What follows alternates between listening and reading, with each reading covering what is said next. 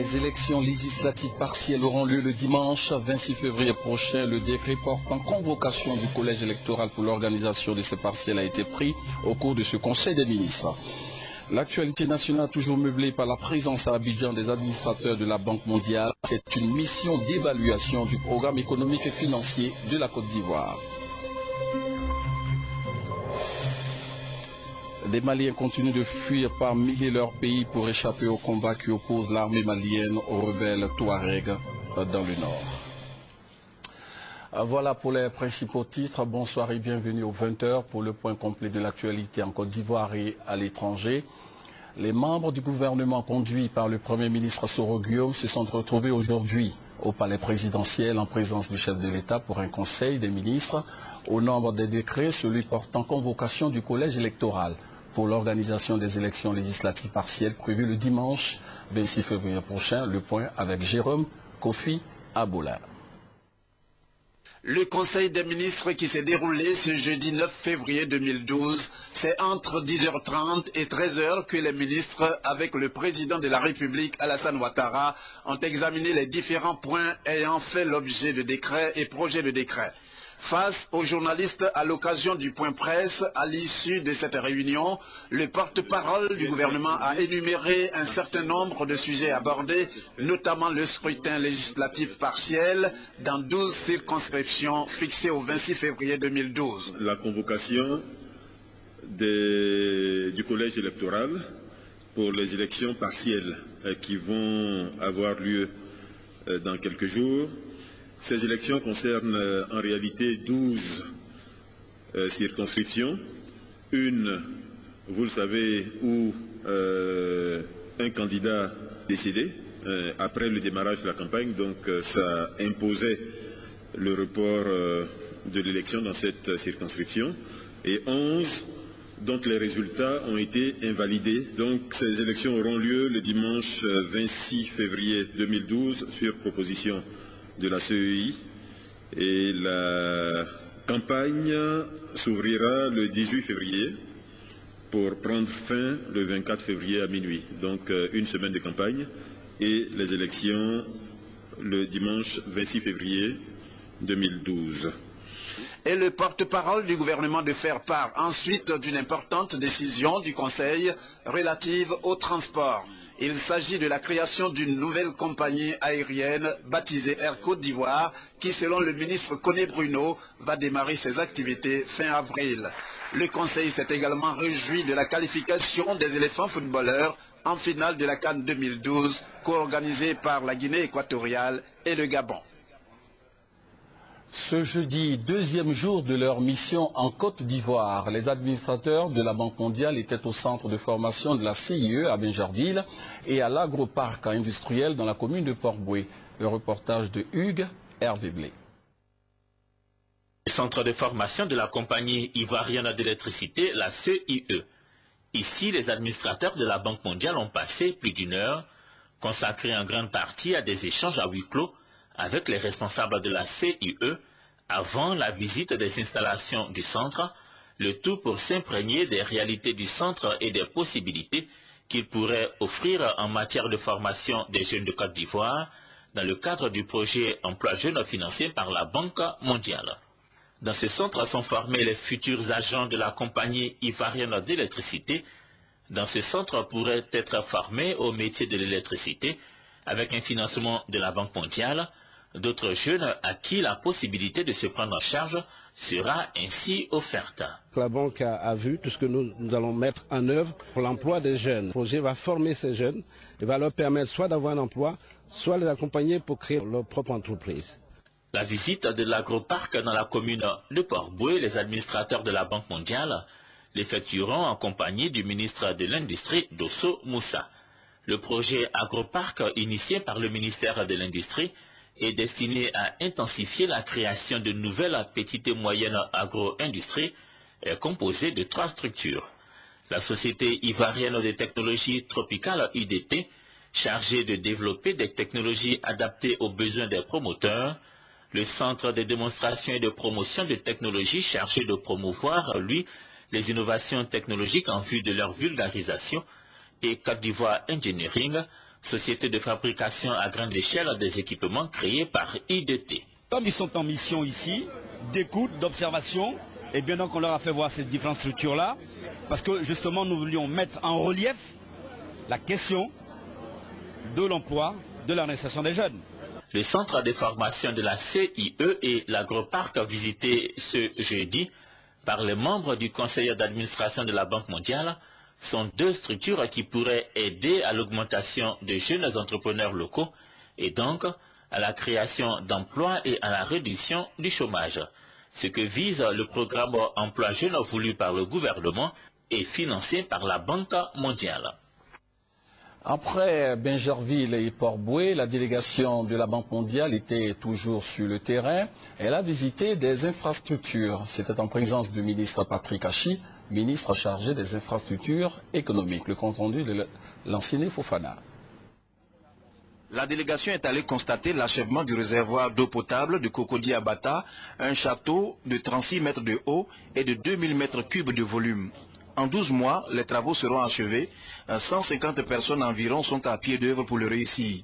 Et ce réservoir achevé pourrait alimenter la région d'Abidjan.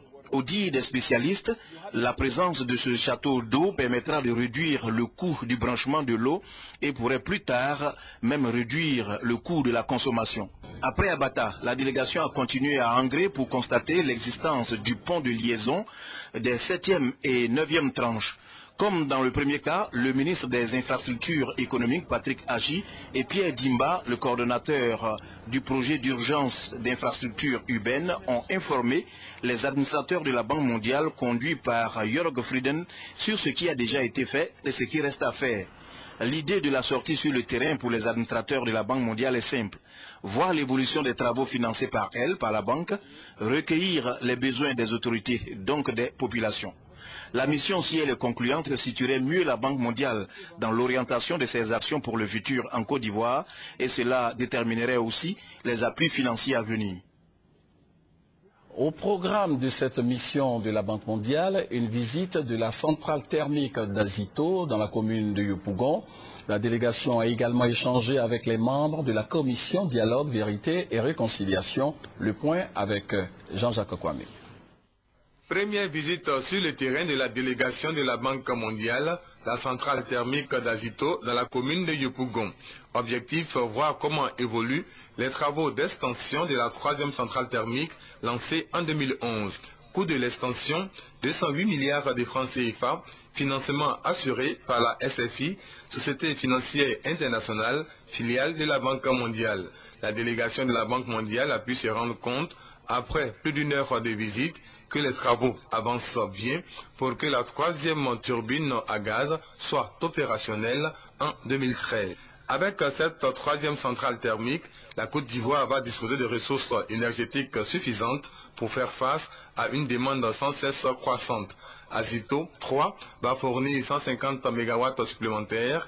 Avec l'énergie produite par les 2 premières turbines à gaz, la capacité totale de la centrale thermique entrée en service en 1999 atteindra les 450 MW, de quoi assurer l'indépendance énergétique de la Côte d'Ivoire et d'exporter vers les États voisins. Tout de suite après cette visite, c'est la commission Dialogue, Vérité et Réconciliation qui reçoit la délégation de la Banque mondiale.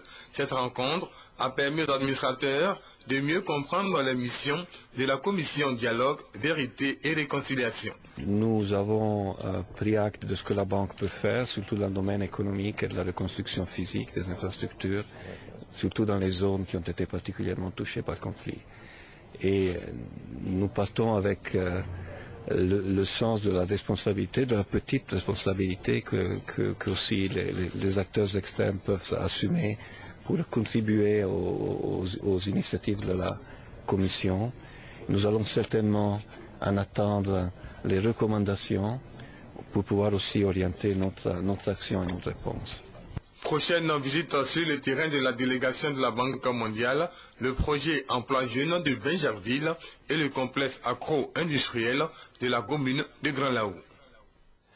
Il faut préciser que ces administrateurs de la Banque mondiale sont à Abidjan dans le cadre d'une tournée africaine.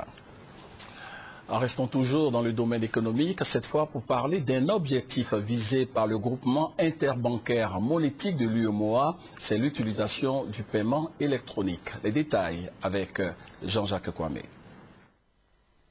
La monétique ou paiement électronique dans l'espace UEMOA a évolué depuis 2003 avec l'avènement du GIM UEMOA, groupement interbancaire monétique de l'Union économique et monétaire ouest-africaine. Elle a permis de vulgariser cette nouvelle activité au sein des banques.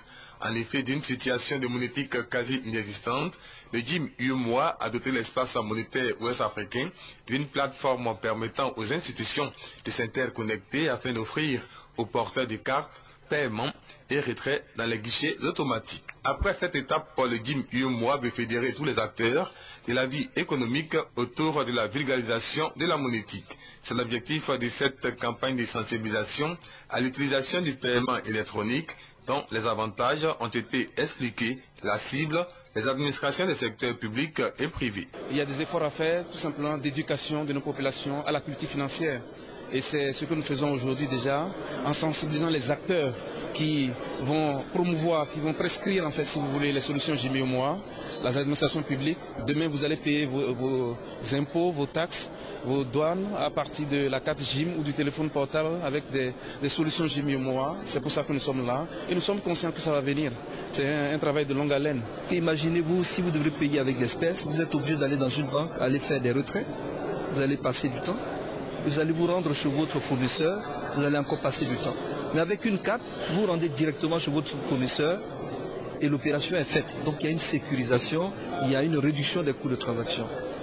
Le représentant du ministre de l'économie et des finances a salué cette initiative du GIM UEMOA car elle va permettre de booster le taux de bancarisation de la population ivoirienne, un taux qui est en dessous de 10% dans la zone UEMOA. Après le Burkina Faso, le Mali, le Sénégal et le Togo en 2011, la Côte d'Ivoire est le 5e pays de l'Union qui bénéficie de cette campagne de sensibilisation à l'utilisation du paiement électronique. Le Fonds national de solidarité renforce ses capacités et ses moyens d'action pour offrir des emplois à la jeunesse ivoirienne. Les responsables de ce fonds ont organisé un séminaire de formation à Grand Bassam. Le point avec Mamadou Kouassi et Marie-Laure Ongouran. 200 000 emplois jeunes par an, c'est possible, selon le Fonds national à la solidarité. Pour réussir le pari, la structure procède d'abord au renforcement de ses capacités et moyens d'action. Pendant 2 jours, les experts ont échangé sur l'amélioration du fonctionnement du FNS. Occasion aussi pour les responsables de faire le bilan de l'année écoulée et d'envisager les perspectives de l'année 2012. Ce sont 96 projets collectifs qui ont été financés sur fonds propres, pour un montant global de 127 millions de francs CFA dans les domaines de l'agriculture, du commerce et de l'artisanat. Grâce aux banques partenaires, plusieurs micro-projets ont aussi été cofinancés à hauteur de 943 millions de francs CFA. Ils permettront la création de 9 000 emplois directs et indirects. Au terme des assises, plusieurs recommandations sont arrêtées, notamment la transformation du Fonds national à la solidarité en un établissement financier de prêts et de garanties ou d'institutions de microfinance conformément à la réglementation bancaire de l'espace UEMOA. La mise en œuvre du suivi-évaluation des promoteurs et la diversification des sources de financement. Le Fonds national à la solidarité promet renforcer sa présence dans les villes de l'intérieur. Pour 2012, le FNS prévoit la création d'un réseau d'appui à la promotion de l'emploi avec le soutien du programme de service civique national. Dans l'actualité ce soir, la Direction générale de la RTI a reçu l'ambassadeur de la République islamique d'Iran. Il a été question au cours de cette visite de voir dans quelle mesure la RTI peut renforcer sa coopération avec les médias iraniens. Le point avec Victorine Yao Yoboué.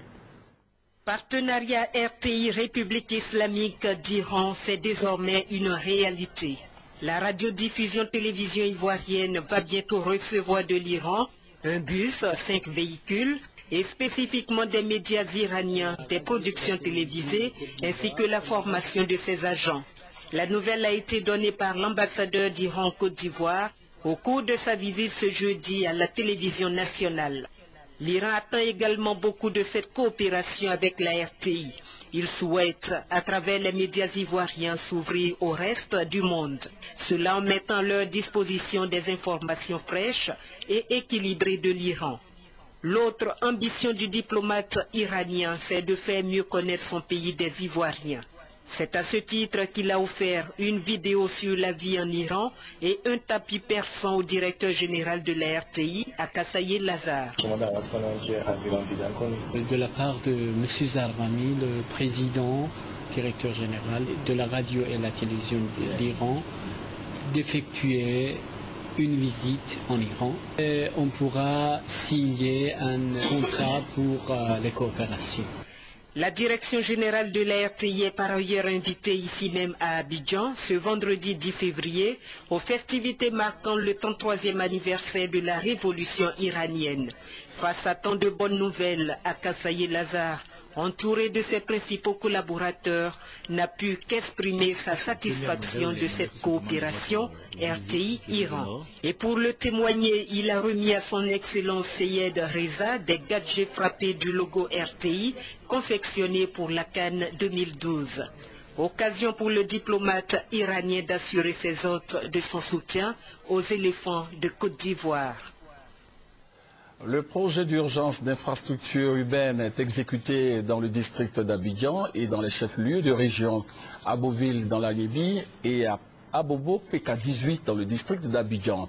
À ce jour, on constate beaucoup de lenteur dans les travaux, ce qui contrarie au cahier des charges imposées aux entreprises, une situation qui contrarie, n'est-ce pas, les populations qui ont accueilli ce projet avec beaucoup d'espoir. Le constat sur le terrain avec notre reporter Eugène Atoubé. Sur cette route au bitume neuf et matérialisé, les véhicules, les engins à deux roues et les piétons circulent à leur aise. La voie longue de 1400 mètres relie l'entrée de la ville d'Agboville côté sud au rond-point du commerce de cette localité. Une route hier difficilement praticable et aujourd'hui entièrement réhabilitée grâce au projet d'urgence d'infrastructure urbaine en PUIR, avec traitement de points critiques et construction de caniveaux. L'entreprise chargée de l'exécution des travaux a respecté son cahier de charges en tout point. Si les populations pensent que nous leur avons apporté un plus en réalisant ces travaux de voirie à Beauville, nous sommes fiers, nous prenons l'engagement que nous allons suivre rigoureusement les entreprises pour que ces travaux s'achèvent dans les meilleurs délais. À notre passage à Beauville, le week-end dernier, c'est ainsi que se présentait le décor au rond-point du centre-ville. Un gradaire presque abandonné, des monticules de sable et un peu plus loin, au même endroit, un engin de terrassement. Des signes qui indiquent que nous sommes sur un chantier. Mais un chantier abandonné depuis plusieurs semaines. La population n'y comprenne rien. Les travaux ont commencé depuis au moins 3 mois, mais je pense que ça n'avance pas du tout. Mais vous voyez, la route est complètement bloquée, on ne peut plus circuler dans ce sens. Et les véhicules qui viennent sont obligés de se regrouper d'un côté. Et parce que ça perturbe un peu beaucoup et ça produit les accidents. Contrairement au marché que nous avons visité, celui-là n'avance pas et je voudrais également bien comprendre. Je souhaite que l'entreprise puisse se mettre vraiment à l'œuvre, qu'elle travaille comme l'autre l'a fait et qu'on puisse vraiment désenclaver ce tronçon qui est très important pour la ville parce que c'est une voie principale. Sur la question de l'arrêt des travaux au rond-point du centre-ville d'Agboville, le préfet de la région de la Libye et le coordonnateur du projet d'urgence d'infrastructure urbaine ont rencontré les responsables des entreprises chargées d'exécuter les projets et leurs techniciens respectifs. Une visite de chantier aussitôt après la réunion de vérité a permis de voir que les travaux du chantier du rond-point du centre-ville d'Agboville sont arrêtés. Dans la ville, de nombreuses déceptions au regard de ce qui avait été dit et promis aux populations au démarrage des travaux. La grande question, quand est-ce que ça va finir? On a besoin véritablement d'avoir des voies pour circuler. Nous allons veiller à ce que désormais les entreprises qui doivent travailler soient vraiment qualifiées techniquement. On était dans une situation difficile où des entreprises importantes internationales refusaient de venir sur le marché et les nôtres n'ont pas eu la capacité donc de se refaire parce que bon, vous savez, la situation de crise faisait que, pour s'équiper, pour embaucher, ces entreprises prenaient très peu de risques. Donc aujourd'hui, nous sommes à une situation où très peu d'entreprises ont la capacité de faire des marchés importants. Donc je pense qu'il appartient au gouvernement, mais nous également, nous devons les accompagner pour se renforcer. Retour à Abidjan, nous sommes à Bobo PK18. Le projet d'urgence d'infrastructure urbaine a engagé des travaux de réhabilitation de la voirie depuis le pont de ce quartier jusqu'à Ndotré. Le chantier progresse à pas lents. C'est maintenant que l'on pose des caniveaux, ce qui devrait être fait depuis plusieurs mois selon Pierre Demba du Puir.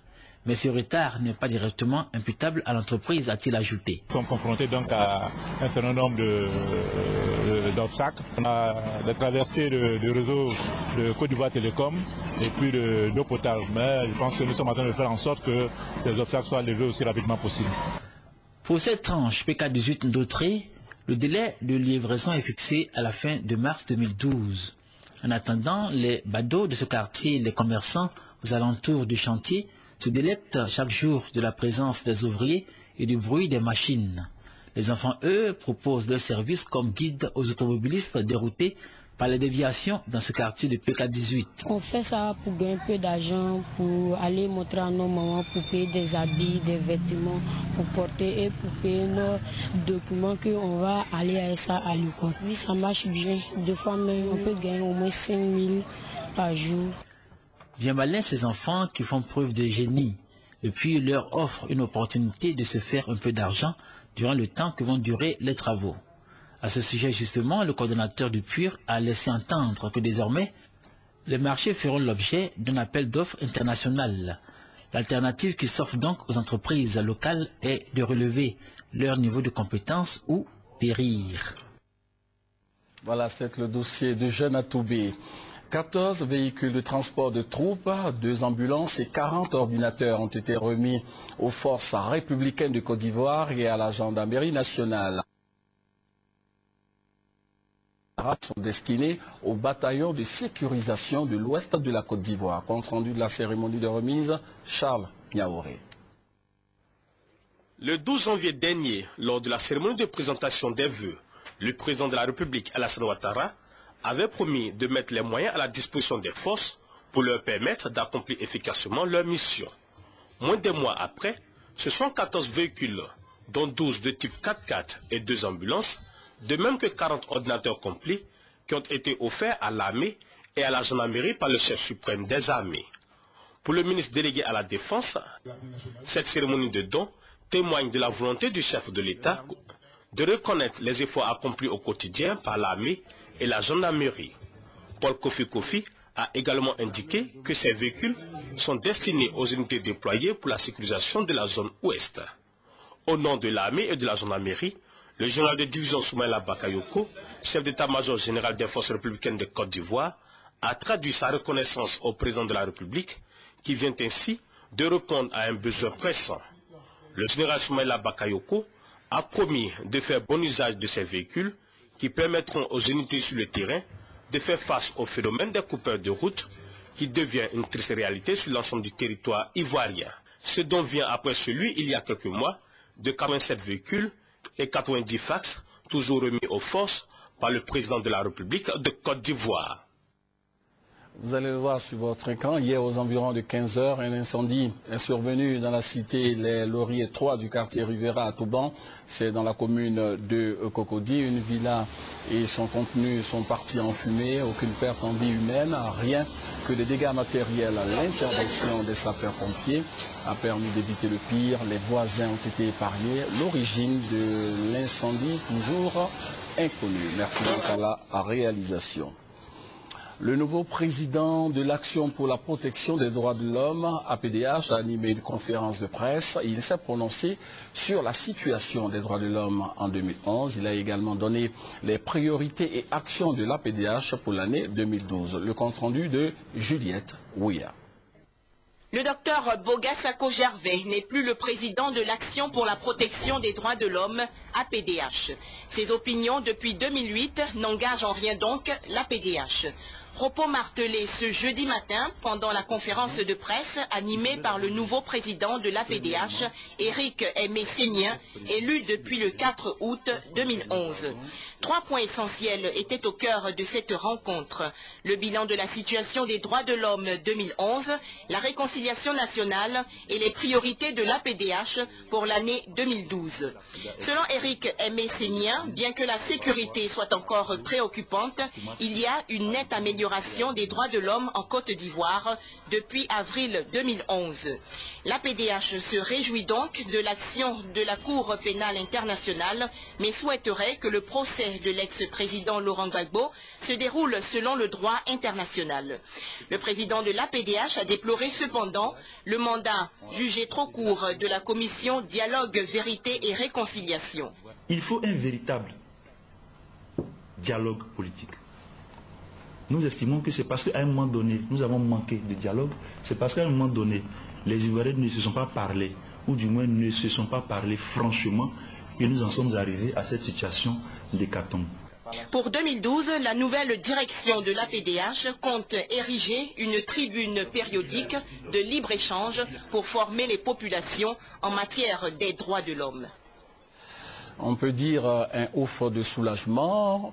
L'ambulance de Bonka, village de la sous-préfecture de Séguelon, utilisée par une candidate à la récente élection législative, vient d'être restituée par le commandant Koné Zakaria au centre de santé.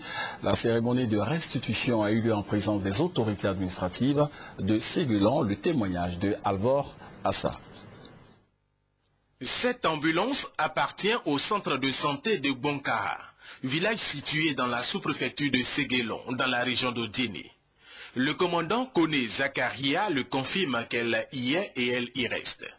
Cette ambulance avait été remise au centre de santé de Bonka au nom de l'État de Côte d'Ivoire par une fille de la région, aux candidates malheureuses à l'élection législative de décembre dernier. Contrariée par sa défaite, elle a tenté de reprendre le véhicule, mais grâce à la vigilance des forces républicaines de Côte d'Ivoire basées à Daloa sur instruction du commandant Koné Zakaria, son projet n'a pu aller à son terme. Et Koné Zakaria n'a jamais acheté un véhicule pour remettre à la sous-préfecture de Bongara. C'est un véhicule de l'État de Côte d'Ivoire. Les autorités me chargent au nom du président de la République pour venir remettre au sous-préfet de Séguelon, pour remettre à la population de Bongara, pour servir nos parents de Bongara. L'ambulance saisie est de nouveau remise au village de Bonka, à la satisfaction des populations et de l'infirmier du village. Nous nous réjouissons aujourd'hui parce que nous venons d'avoir une ambulance. Ça va nous permettre de pouvoir faire nos évacuations. Avant la cérémonie de remise de l'ambulance, le commandant Koné Zakaria a eu une séance d'échange avec les populations de Bonka sur les questions de développement de leur localité. Il les a aussi rassurés que cette fois, c'est la bonne, que personne ne viendra leur reprendre cette ambulance. De l'éducation à présent, les écoles islamiques peuvent désormais intégrer le système éducatif national à condition de remplir les normes de conformité. Une grille d'évaluation a été élaborée à cet effet. Elle servira d'outil au chef d'antenne de la pédagogie et de la formation continue en charge de l'évaluation des écoles islamiques. Le point avec Sylvie Touré. Plus d'un millier d'écoles confessionnelles islamiques veulent intégrer le système éducatif national. Ces établissements feront l'objet d'une évaluation par les chefs d'antenne de la pédagogie et de la formation continue. Ceux-ci se sont réunis en atelier, objectif, préparer les missions et examiner la grille d'évaluation élaborée par le ministère de l'Éducation nationale. Les critères retenus sont entre autres les disciplines enseignées, la qualité des ressources humaines et l'état des infrastructures scolaires. Cette évaluation se déroulera dans les mois d'avril et de mai et devra aboutir à la remise d'agréments aux écoles retenues. Le projet d'appui à l'intégration des établissements islamiques dans le système éducatif normal est une réponse au programme École pour tous, initié par la Banque mondiale et l'UNICEF au début des années 2000. Il vise à donner une chance d'insertion socio-professionnelle aux 500 000 enfants qui fréquentent les écoles islamiques. La phase pilote a permis à 22 établissements sur 43 demandeurs d'intégrer cette année le système éducatif officiel. Du sport à présent, les éléphants de Côte d'Ivoire sont en finale de la Coupe d'Afrique des Nations de football. Ils ont battu les Aigles du Mali. Ils étaient heureux, ces supporters, des images pour en témoigner. L'enjeu de la Coupe d'Afrique des Nations de football édition 2012 reste capital pour l'ensemble des Ivoiriens. Dans les villages et villes, tout le monde se mobilise pour vivre l'événement. La demi-finale est une phase importante pour les populations qui n'ont qu'un seul souhait, que la Coupe d'Afrique des Nations revienne en Côte d'Ivoire comme en 1992. À quelques heures du match, l'ambiance est à son comble dans tous les foyers. Dans le village de Djorogo-Bité, situé à 8 km d'Abidjan, les populations n'ont pas voulu se faire compter l'événement. Les moyens sont mis en œuvre pour suivre la rencontre Côte d'Ivoire-Mali en direct avec la certitude que les éléphants l'emporteront. Pour pouvoir venir au Côte d'Ivoire, c'est plus ce qui est choisi. Mali va prendre la coupe. Pour pouvoir venir ici. Tu mens. Tous les équipes avec un Côte d'Ivoire, c'est pour les Ivoiriens. Après Djorogo-Bité 1 et 2, cap est mis sur Abidjan. À Angré, le match vient de commencer il y a environ 10 minutes. Les écrans géants sont dressés à tous les coins des rues. Le début du match reste équilibré entre les deux équipes. Le suspense grandit. Il y a des appréhensions, mais l'espoir reste permis. À la 48e minute, les éléphants ouvrent la marque. Le but de Kwasi Yao Gervais dit Gervinho crée une joie indescriptible.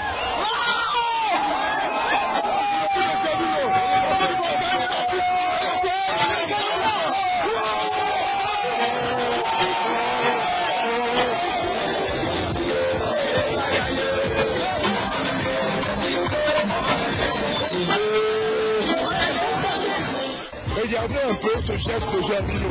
Non, c'est un but vraiment de grande facture. Hein? Comment je puisse dire ça un peu? Je n'ai aucune qualification de ce but-là. Score final, un but à 0. Les éléphants sont qualifiés pour la finale de la Coupe d'Afrique des Nations, édition 2012. Les rues et les maquis sont pris d'assaut pour saluer cette victoire qui représente pour les Ivoiriens un facteur de cohésion sociale et de réconciliation nationale. Voilà, rendez-vous dimanche contre la Zambie. Et quelques informations brèves à présent sur le continent africain, avec tout d'abord l'actualité en Somalie, dominée par un attentat à la voiture piégée qui a fait plus d'une dizaine de morts. Les insurgés islamistes Shebab ont encore frappé hier à Mogadiscio. Un attentat suicide qui a fait 15 morts et 20 blessés, non loin du palais présidentiel. Ce type d'attentat a augmenté depuis que les Shebab ont abandonné leur position dans la capitale sous la pression des soldats gouvernementaux, soutenus par la force de l'Union africaine en Somalie. Les Shebab contrôlent encore aujourd'hui l'essentiel du centre et du sud du pays. Le secrétaire général de l'UDPS, Jacquemin Chabani, a été brièvement arrêté mardi soir à l'aéroport de Kinshasa, alors qu'il s'apprêtait à se rendre en Allemagne. Selon des responsables de son parti, l'opposant congolais a été transféré dans les locaux de l'Agence nationale de renseignement, où il aurait été dénudé et sauvagement torturé par des personnes cagoulées. Le porte-parole du gouvernement congolais a démenti ces informations, tout en précisant que l'opposant congolais a été arrêté en possession d'un passeport périmé au nom d'une tierce personne, ce qui constitue une infraction à la loi congolaise. C'est une infraction. Les Maliens continuent de fuir par milliers leur pays pour échapper au combat qui oppose l'armée malienne aux rebelles Touaregs dans le nord. Selon le Haut Commissariat des Nations Unies aux réfugiés, il serait au nombre de 10 000 à avoir traversé la frontière avec le Niger. 9 000 Maliens ont été enregistrés en Mauritanie et 8 000 au Burkina Faso. Le secrétaire général de l'ONU a appelé hier la rébellion Touareg à cesser le feu et à dialoguer avec les autorités de Bamako. Au Sénégal, des journalistes ont été agressés hier à Thiès, dans l'ouest du Sénégal, par des partisans du président Abdoulaye Wade qui devaient y tenir un meeting électoral. L'opposition continue de réclamer le retrait de la candidature d'Abdoulaye Wade à l'élection présidentielle du 26 février prochain. Poursuivons l'actualité internationale avec des informations brèves en images, avec tout d'abord la Grèce, où les nouvelles mesures du Fonds monétaire international provoquent des grincements de dents. Climat social très tendu en Grèce. Les syndicats appellent à une grève générale de 48 heures. Ils dénoncent les nouvelles mesures d'austérité réclamées par le FMI et l'Europe contre un deuxième prêt. Bruxelles accepte d'aider à nouveau Athènes seulement si le plan d'austérité est soutenu par tous les partis du gouvernement grec. Un accord vient d'être trouvé entre les responsables politiques. Si la Grèce ne décroche pas ce deuxième prêt, elle risque le défaut de paiement. Tout le Gotha politique français était hier au dîner annuel du CRIF, le conseil représentatif des institutions juives de France. À 3 mois de l'élection présidentielle, Nicolas Sarkozy a reprécisé sa politique au Proche-Orient. Tout en assurant que la France ne transigerait pas avec la sécurité de l'État hébreu, il a poussé au dialogue avec les Palestiniens. Un État palestinien, démocratique, viable et moderne, c'est la seule garantie définitive de la sécurité de Israël. Sur la Syrie, le président français a affirmé, je cite, que le régime tomberait un jour et que ce jour-là, l'Iran serait encore plus seul et affaibli. Des murs de neige de 4 mètres de haut, c'est à Okura au Japon.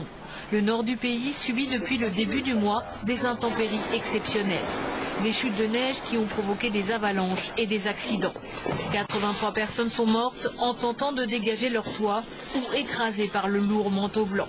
Ces conditions climatiques extrêmes ont entraîné l'annulation de nombreux vols intérieurs et la perturbation du réseau ferroviaire.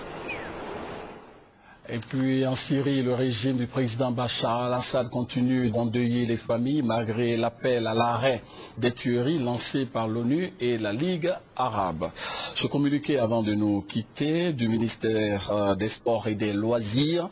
Dans le cadre du soutien aux éléphants footballeurs qualifiés pour les demi-finales de la CAN 2012, le ministère des Sports et Loisirs, à travers le comité national de soutien aux éléphants, envisageait de convoyer hier, 8 février 2012, un contingent de supporters à Libreville par un vol spécial. Malheureusement, pour des raisons indépendantes de la volonté du ministère, ce voyage n'a pu se faire. Le ministère des Sports et Loisirs s'excuse pour les désagréments causés par cette situation et invite tous les Ivoiriens à demeurer sereins et mobilisés autour des éléphants footballeurs pour la victoire finale. C'est la fin de cette édition. Merci de nous avoir suivis avec beaucoup de plaisir. On se retrouve demain à 20 h.